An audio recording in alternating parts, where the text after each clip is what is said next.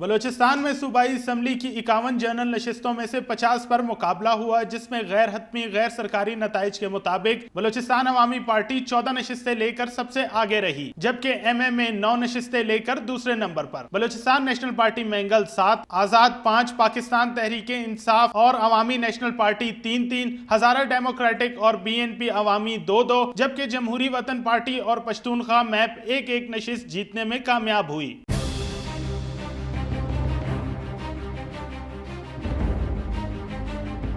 بلوچستان سے قومی اسمبلی کی 16 نشستوں پر مقابلہ ہوا، جس میں غیر حتمی غیر سرکاری نتائج کے مطابق ایم ایم اے 5 نشستیں لے کر سب سے آگے رہی، جبکہ بلوچستان نیشنل پارٹی مینگل 4 نشستیں لے کر دوسرے نمبر پر رہی۔ اس کے علاوہ 2 نشستوں پر آزاد جبکہ 2 پر پاکستان تحریک انصاف کے امیدوار کامیاب رہے۔ تاہم بی این پی عوامی اور نئی ابھرنے والی جماعت بلوچستان عوامی پارٹی قومی اسمبلی میں 1-1 نشست جیتنے میں کامیاب ہوئی۔